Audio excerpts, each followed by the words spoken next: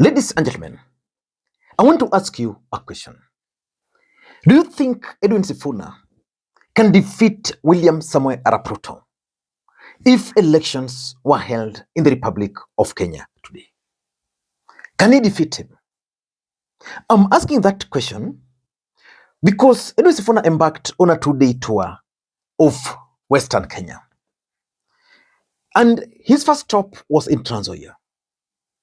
The reception was terrific.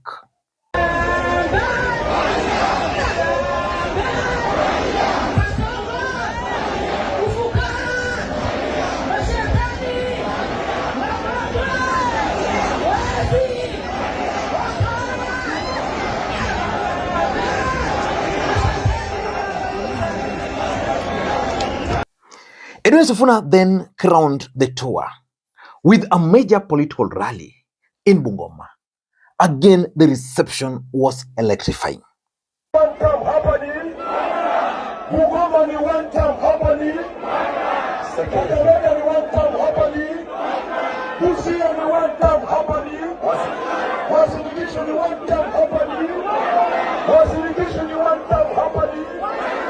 And today something also happened in Bungoma, in Webuye to be precise. Didmas Baraza organized a political rally there.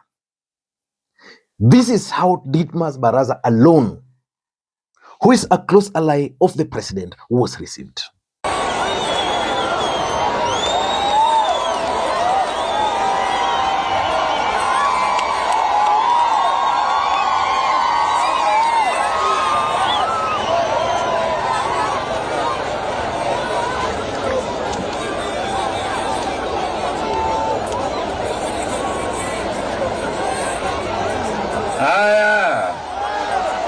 Bandu beko ni Mulembe.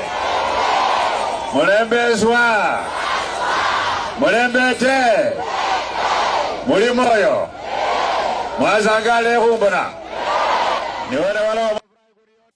And that's why I'm asking the question.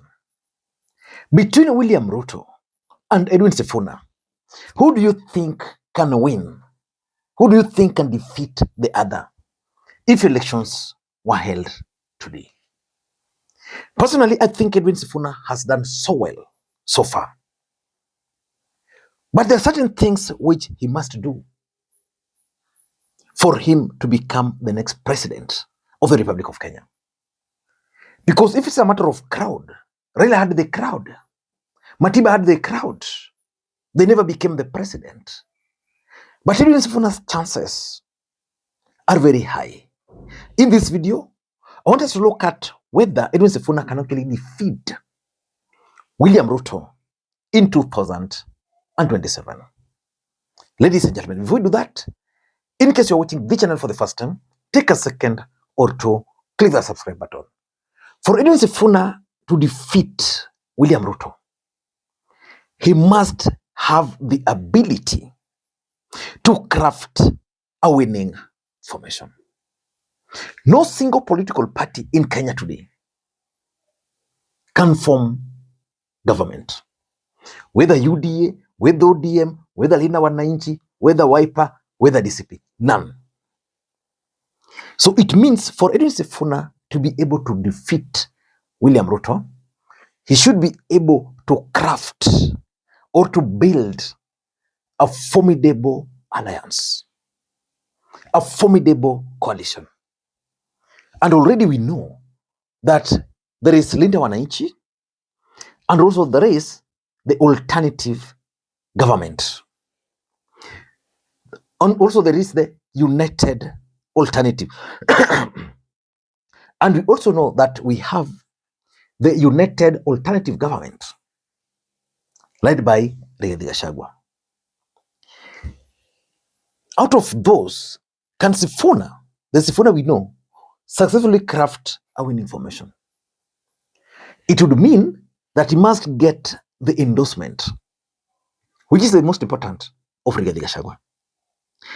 Because a combination of the mountain and the Luhya nation, if they agree to vote as a bloc,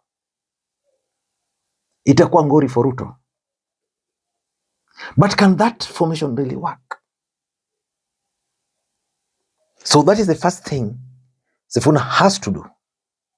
He must have the ability to craft a winning formation, to build formidable coalitions. I know you know Sifuna. Can he do that? Someone was asking that, do you think Sifuna can agree to become anybody's running mate? Because if you were to ask me that question, I also believe that so far Sifuna has worked hard, and therefore he cannot agree to become the running mate to Kalonzo Musyoka, for example. And do you think Kalonzo can be convinced by Sifuna and his team to support him? Your answer lies there. So if he must defeat Ruto, ability to raise funds. And there's also something which is the truth, and we've maintained it on this platform, that the 2027 election is going to be the most expensive election in the history of the Republic of Kenya. So, and therefore, anybody who plans to run must be able to either convince Kenyans to vote for him for free, or he will be able, or he must be willing to spend a lot of money. William Ruto is the opponent. Can Edwin Sifuna match William Ruto when it comes to resources? That cannot happen. William Ruto enjoys state machinery. And of course, being the president, it means he has made money. And apart from that, his allies have also made money through government, because people make money through government. And because of that, they have resources. Can Uhuru Kenyatta fund Edwin Sifuna successfully? Yes, he can. But is he the one behind Sifuna? Because the day Kenyans will confirm that indeed Sifuna is being pushed by Uhuru Kenyatta, a lot of things will have to change. So which means for Edwin Sifuna to succeed, politically speaking, he must be able to raise funds.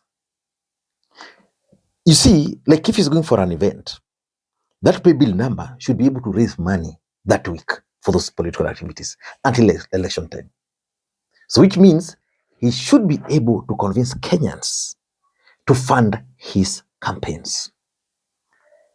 Kenyans are not going to do that, because Kalonzo organized a fundraiser the other day, raised 9 million.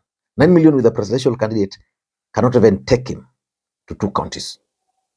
Edwin Sifuna in 2 days was able to raise 2.1 million. That's 1 million per day.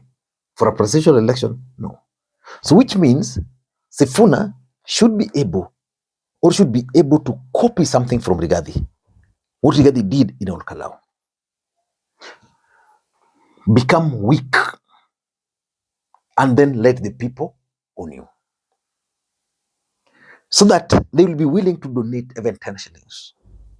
So which means if you want to go to the people, you won't spend on security, you won't spend even on tents, they'll just be there to watch you and to listen to you. Sifuna is capable of doing that. Because I saw people sweeping the road for him. Yeah, so resources will be key. But I think since William Ruto has money, he might have advantage over Sifuna when it comes to that.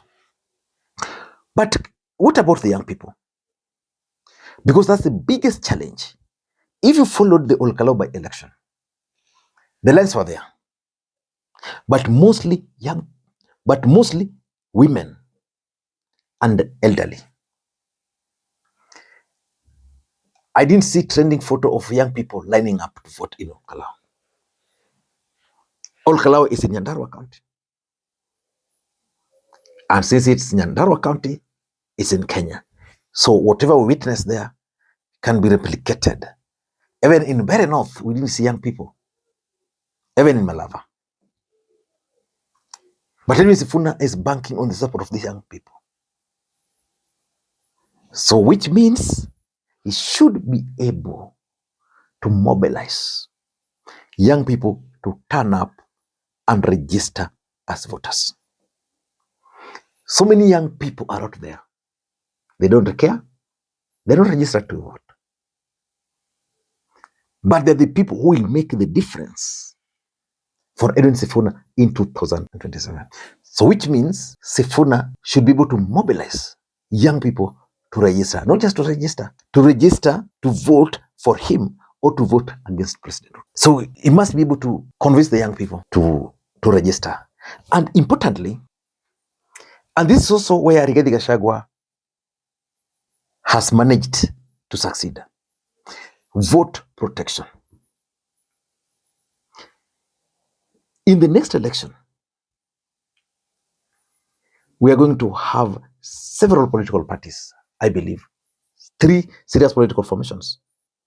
William Ruto has his system, the UDA system across their country. He can deploy agents anywhere. What about Sifuna? What strategy will he employ to protect the votes? Rigathi did that effectively in Olkalau, where the government had spent a lot of money. They had planned to teach him a lesson. They had planned on how they were going to rig everything, but Rigathi stopped. Can Sifuna stop vote rigging nationally? As an individual, no. But the will of the people is always very powerful. Yeah. But for Sifuna to really defeat Ruto, he must be able to sustain the rage against the president. Kenyans are currently very angry and they are very bitter with Ruto. Sometimes we even ask them, Ruto amekufanyia nini?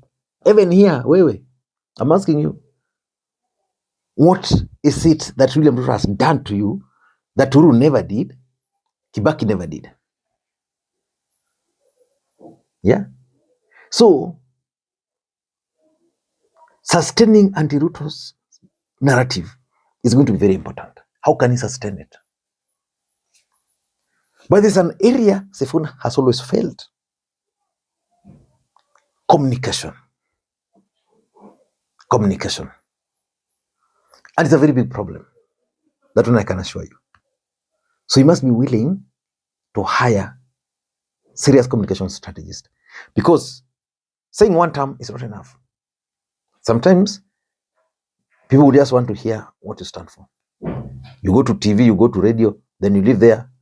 People are coming out of it with nothing. You see, sometimes Raila used to be associated with infrastructure. Edwin Sifuna must also find something which resonates with the people. I don't know what you think. That's my take. Until next time, this is Lee Makwiny.